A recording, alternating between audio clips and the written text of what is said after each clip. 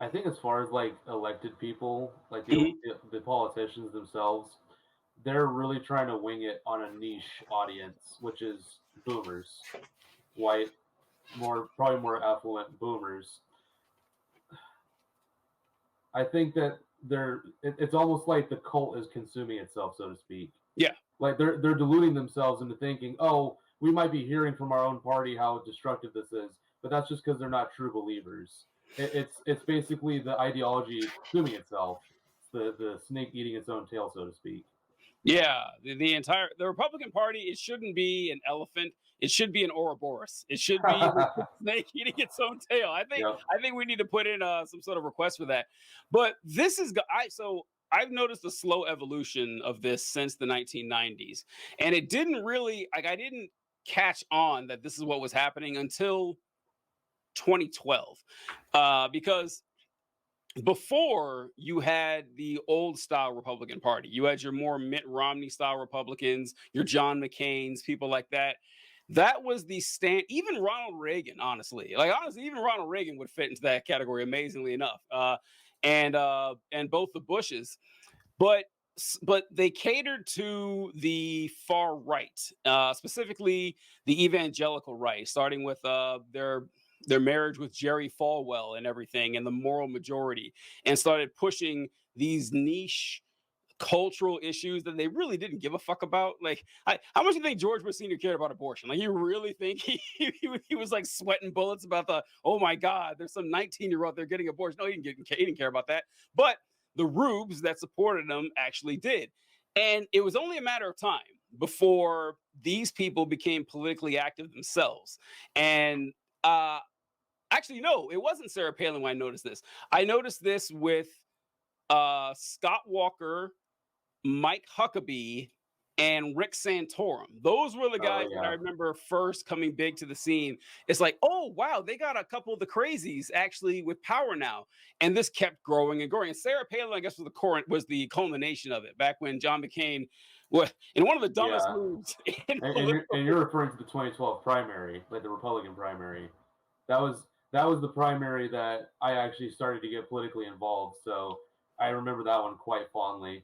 It just a never-ending shit show. Was that the one with Carly Fiorina in it as well, or was that? No, oh, I don't know, because yeah, maybe I don't because she was in 2016 as well. Because Yeah. I remember Cruz chose her as his running mate.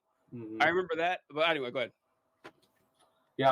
I remember it fondly, and from that point, and funny enough, the starting point that you started seeing a strong decline towards the right as far as the Overton window. I've seen that as well, and what am I trying to say here? It's being a young person watching it. You think, oh, is this just like this is my introduction to it? So maybe every young person feels this way. But then you have people twice my age, three times my age, saying like, no, there's been a noticeable change. Things are becoming much more extreme, and they're not becoming extreme in a populist way. They're becoming extreme in a conservative, authoritarian way. Even Yeah, people that yeah. even people that front as being libertarian or free-minded, free market people are still essentially right-wing authoritarians, and you just seen this go further and further in their direction. Whether it be Fox News, whether it be these elected politicians pushing for abortion bans, even though it's political suicide, it's just becoming worse and worse and worse. And there's nothing to really like repel that. There's no real left criticism. It's just this bickering between neoliberal parties. What do you with the abortion thing? Well, I'm speaking really broadly here, but yeah, Oh, I think the abortion thing is one of the issues that synthesizes that reality that is just becoming more and more extreme at the expense of the base. the I want to get to the libertarian thing. I want to talk about that because that has been a fascinating thing to watch over the years. I can't wait to get to that. But I remember it really taking off around. We both saw the same thing around that time, and because you had guys like Rick Santorum, I think, who said he wanted to make being homosexual illegal. You had Mike Huckabee, thumping his Bible everywhere he went.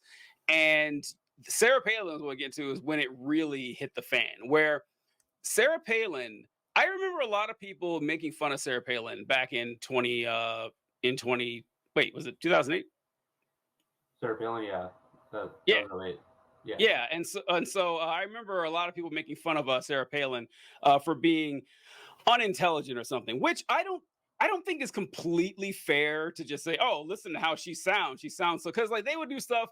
I remember she sat down for an interview with Dan Rather, and Dan Rather's like, so tell me, what books are you reading these days? And I was like, I hate that fucking shit. I hate that snobbish, pretentious shit, because I don't read books recreationally. I don't do it. I'm not in school anymore. I'm not reading any books. And so the fact that you don't happen to be reading a book right now doesn't mean that you're an idiot. He also did a question. He's like, what do you think of the Bush Doctrine? And I was like, the what? And then, of course, Sarah Palin thought the same thing. She said, you mean his worldview? And then I remember the rest of the year, he was like, she doesn't know what the Bush Doctrine is. Nobody did. It wasn't an established thing. Dan Rather just came up with it on the spot. But she was dumb. Turns out she was. Yeah. Turns out she actually was. But I remember seeing, there's a clip I found from Al Jazeera. I play it a lot, where it shows a Sarah Palin rally in Ohio.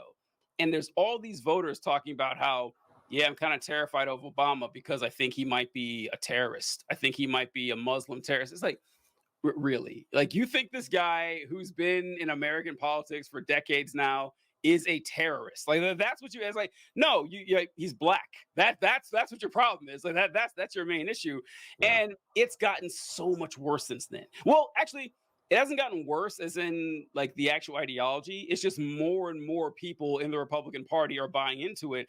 And I don't know about you, but it's very sad, because I remember seeing people I knew, I grew up with, who I loved, who were kind and reasonable, are just rabid QAnon folks now. And it's heartbreaking. I don't know if you've noticed that over the years. Yeah, that's basically what I was saying a minute ago in my endless word salad. There was, I've just seen that very same slippery slope into craziness, and it's the base of people, and at this point, it's becoming just the mainstream right wing, and it's a scary thing to see.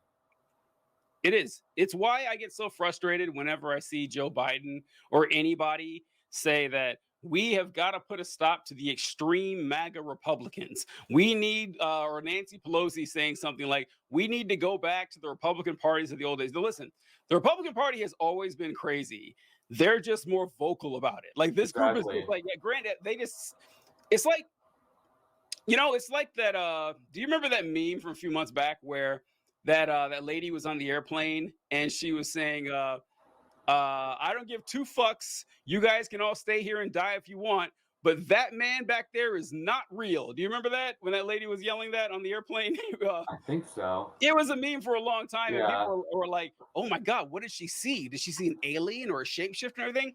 And honestly, she was probably just drunk or high or whatever. But because she looked like a normal person, like she was wearing nice clothes, like she looked like she had at least a little bit of money, her hair was done well, and she wasn't hideous and stuff. Like, oh, that's a normal person. Like, maybe they're onto something. And so now you have normal ass people, at least who appear to be normal people, and they're saying stuff like, Democrats want to have a woman have a child and execute the baby. Like, oh, we need to take this person seriously. No, you don't. No, you don't. You can just like call that person the crazy that they are.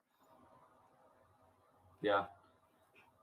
I wanted to go back to the libertarian thing while we're here, because I think it was great, because that has been eye-opening is the wrong word, but it's been like a confirmation of my suspicions. I'll put it that way, because libertarians get, I don't know, like 40% of the issues right on accident, where they're saying that libertarians say stuff like, well, we should legalize drugs to stop the drug war. Yeah. All right. Yeah. That makes sense. Or, hey, maybe we could dial back the amount of foreign wars that we start and or support or encourage. Like, okay, you're right about that.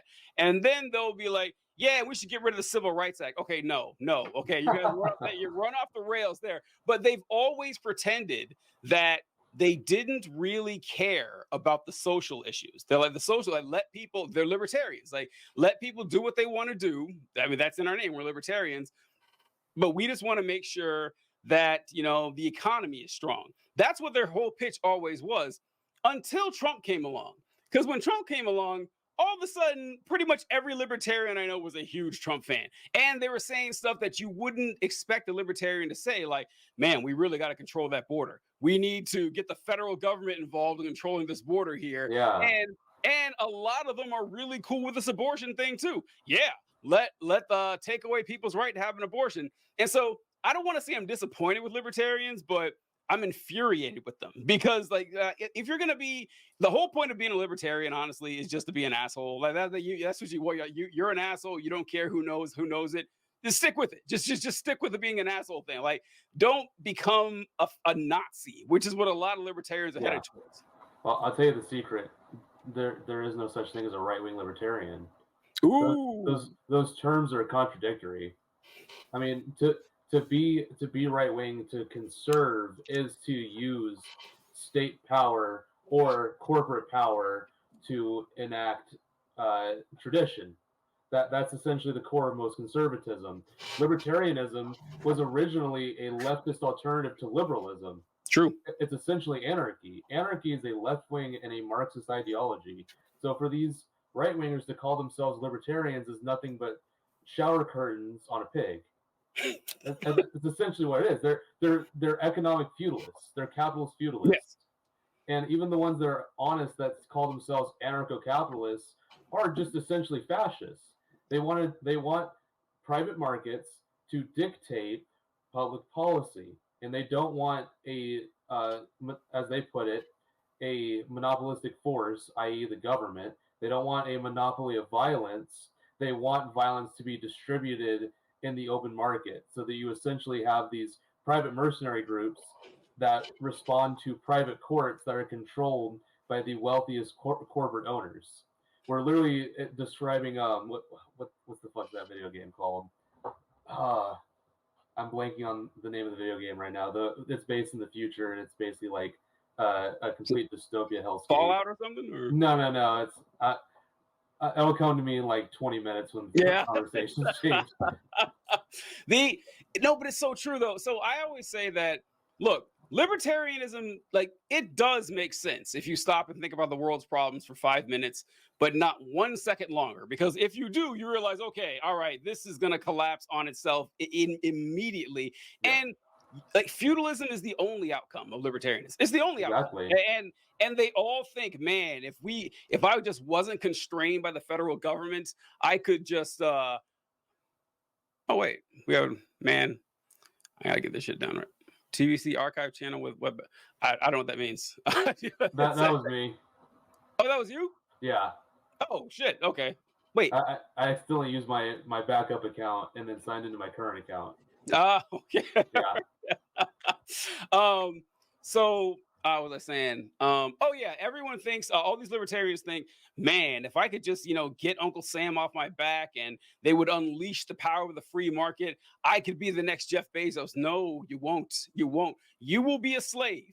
You will be a slave to one of the world's 4 trillionaires, like the rest of us. That is what's going to happen. And I love this idea that they're against the idea of the state, or not even the state, of something having a monopoly of violence. Like, they're categorically against that, because, like, well, what's your solution here? Like, how are you going to solve this problem? Like, I own this house. This house is mine. I have a deed to this house. The fact that the state recognizes this deed and that they're the ultimate authority on this is the only reason I can say I own this house. That's it. That's the only reason I say it. Because if there were no court system or legal system to define this, it's exactly what you would say.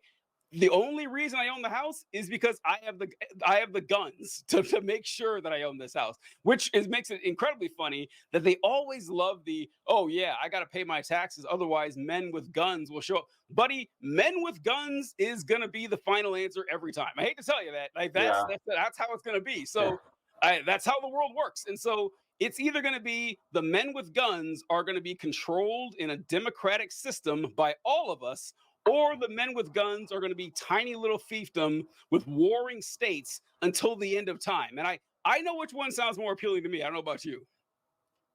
Well, you already know my answer. I'm a socialist.